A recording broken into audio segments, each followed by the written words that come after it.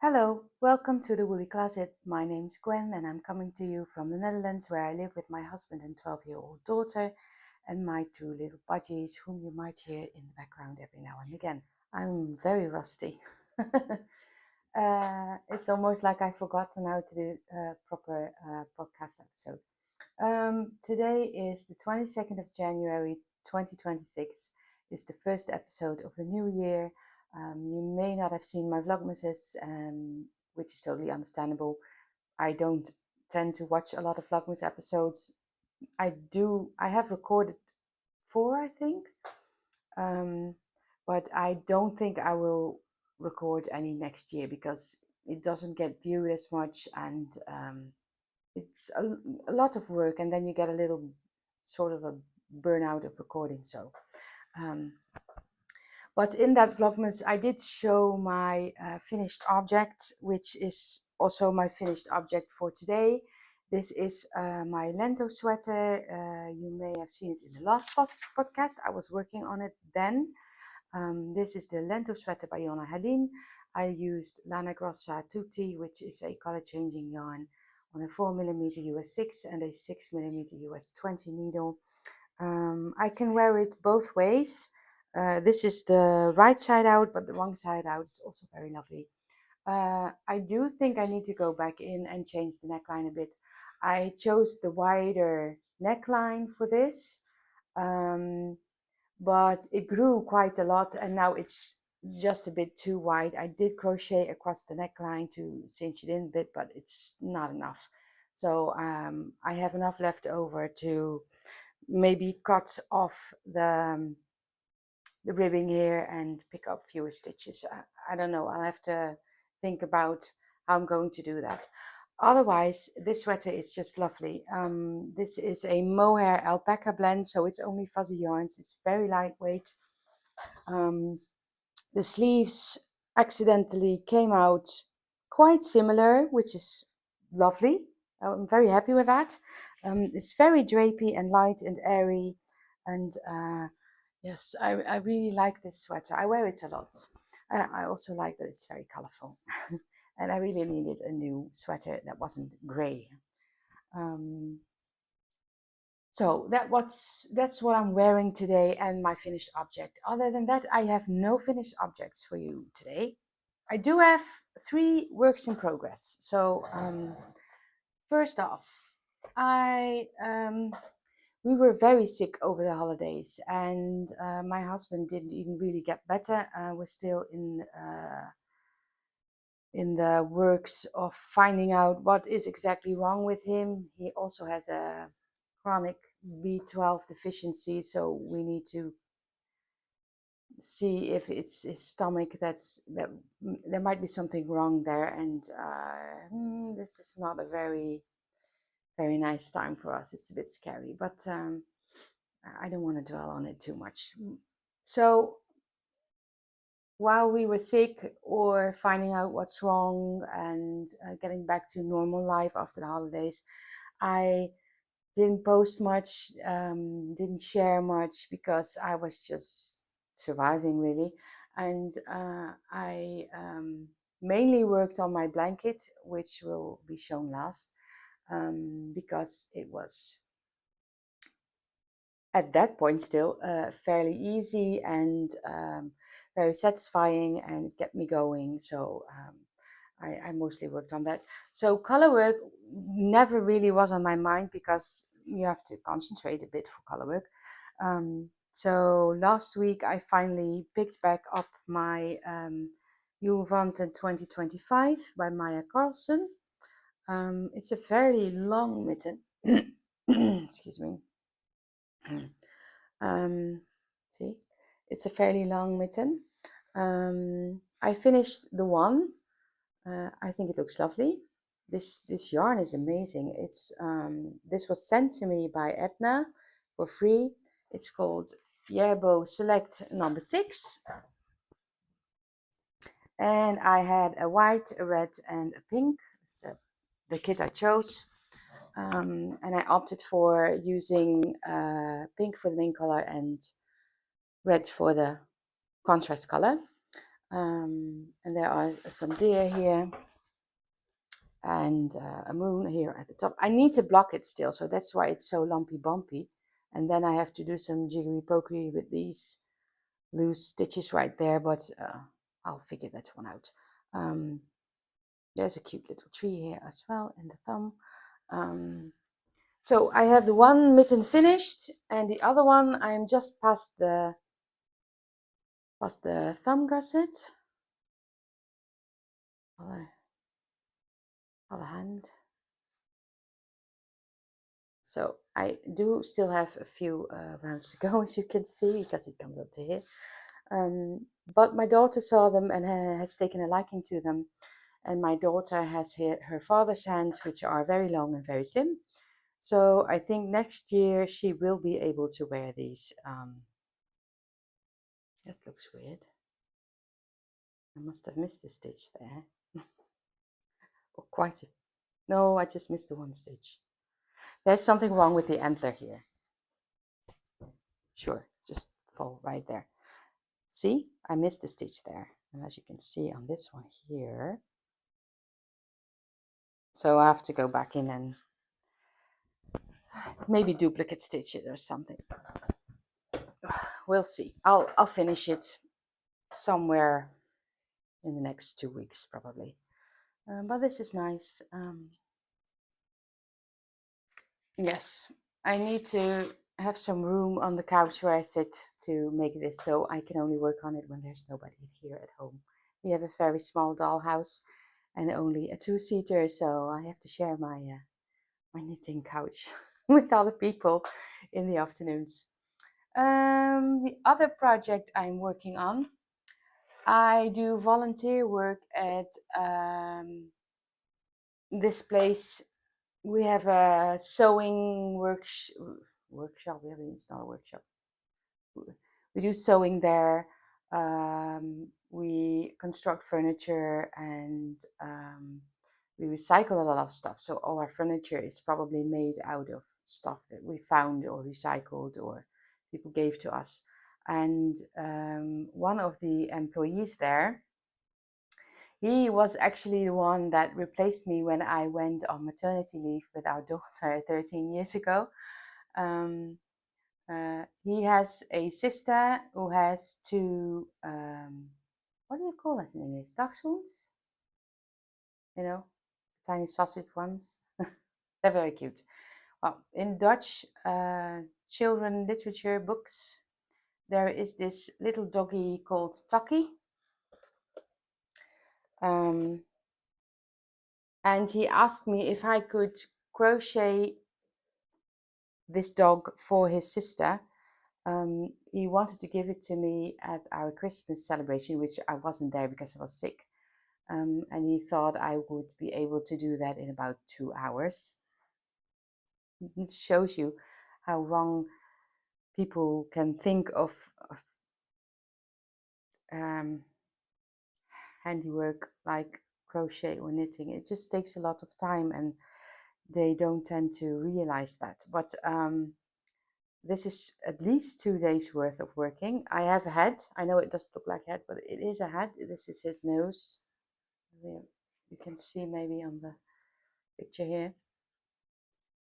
So this is his head and nose, and this is his body. There's a neck also, so it will probably be like this. There are 2 ears. I crochet the collar for him and his nose. So I still have a tail and 4 paws to do. But I must say, this kit, this is an acrylic yarn. There's nothing wrong with acrylic, but this is very, very plasticky. So crocheting this tends to hurt my hands a lot. So I'm doing it in shorts. I just do 1 limb a day maybe. And then I need to pause it. And the pattern for it is riddled with errors. So I have to use my brain and try and figure it out on my own. Well, I'll make it work, but it probably won't be done tomorrow. Yeah, tomorrow. I won't make it. So I'll tell him to be patient. I'll make a picture of it and I'll show it to him and show him how far I've come. I won't tell him that the yarn and the pattern suck. I think it will be a lovely little tucky when it's finished. Right, so that's that. So that's my second work in progress. Now, this will probably be a short episode because I'm already at the last work in progress and some information for a Blanketalong, but that will be it. So if you were hoping for more, I'm sorry, maybe next time. My last working project is, however, a big one. I'm going to try and show it to you. I did make a few B-rolls, so I will put those in if I can, right here. So this is how far I've gotten with my Houses of Reykjavik blanket. I have now attempted 3 times to do the brioche next section that's going to be knitted on the sides here.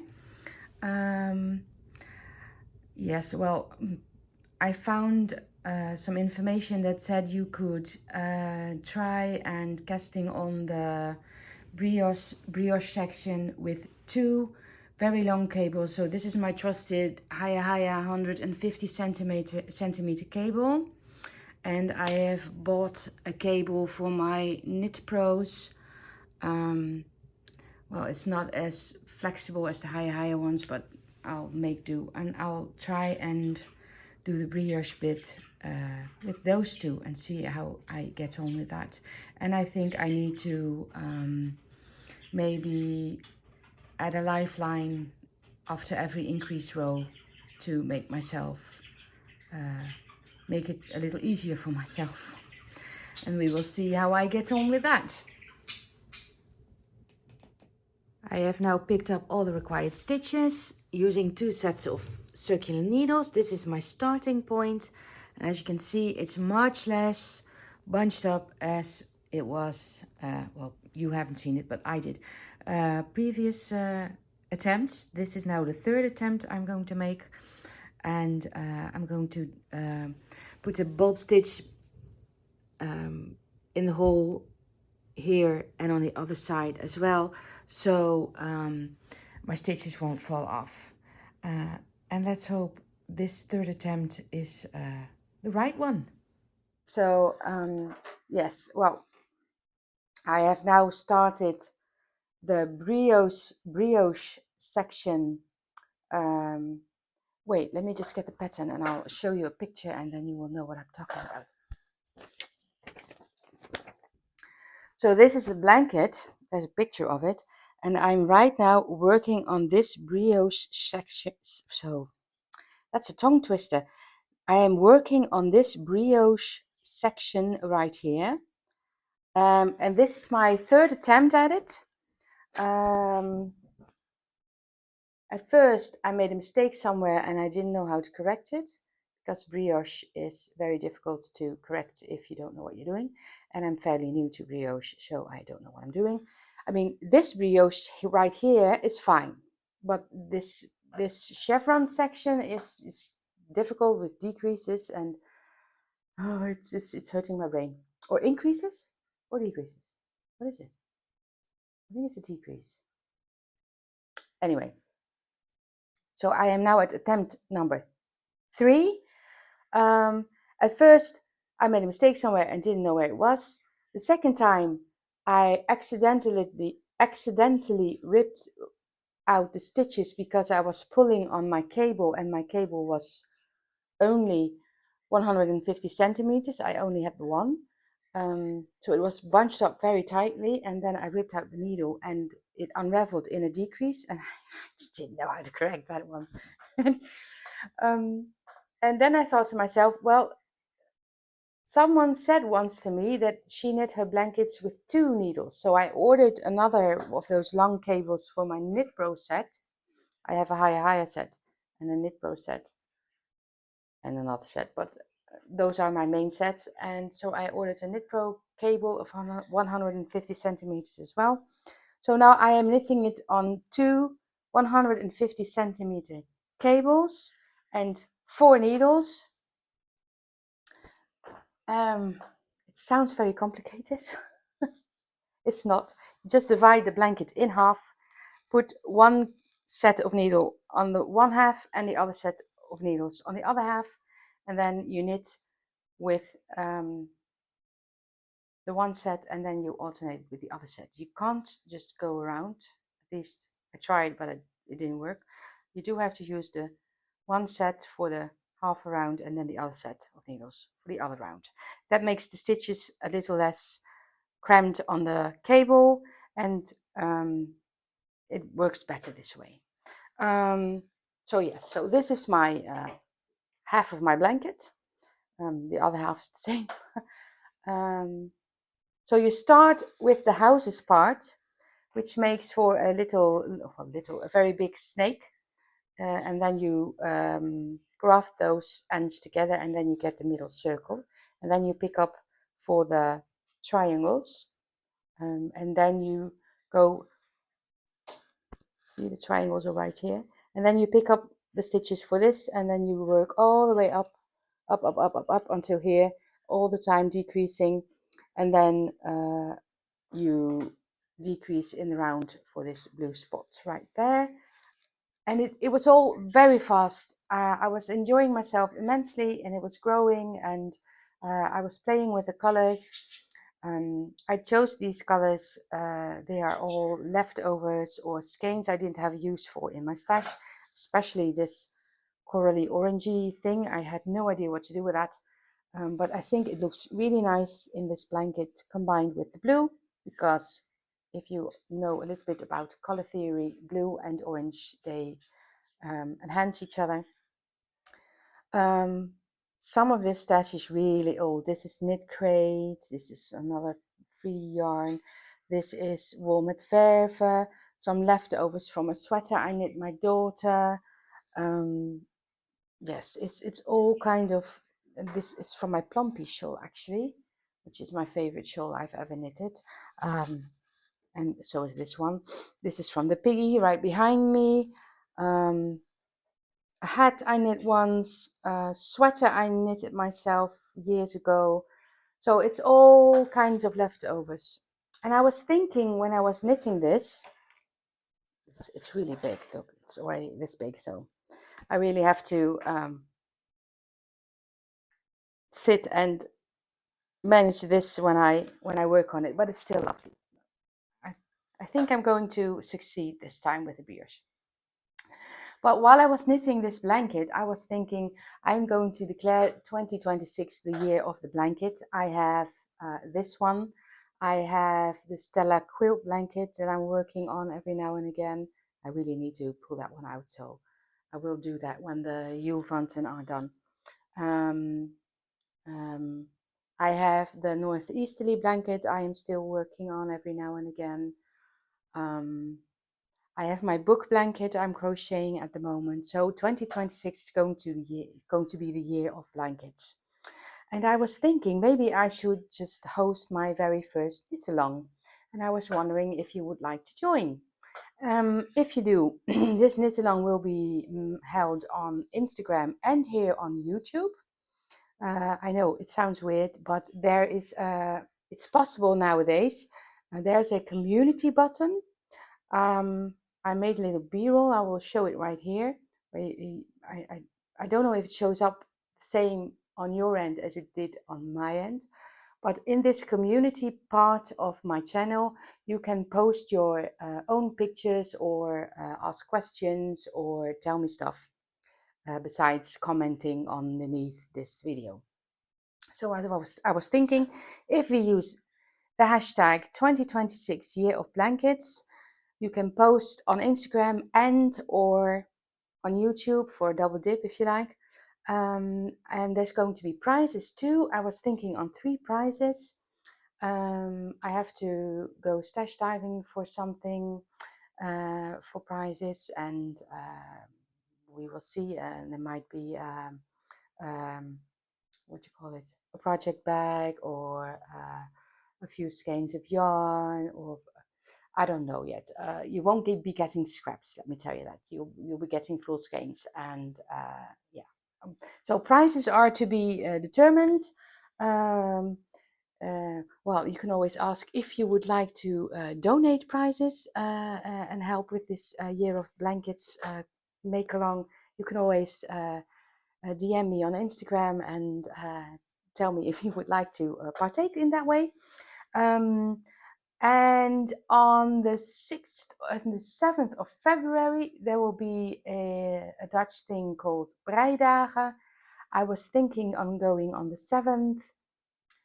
I was thinking on going on the 7th with Yvonne from Knitting Inden, which is also a lovely YouTuber, podcast maker, content creator, knitter. But I think she's having doubts. So if you would like to meet up with me on the Breidagen on Saturday the 7th, that would be lovely. I am looking for people who would like to join me there because I don't want to be lonely. I'm scared of going alone. But I am going to go. I'm determined.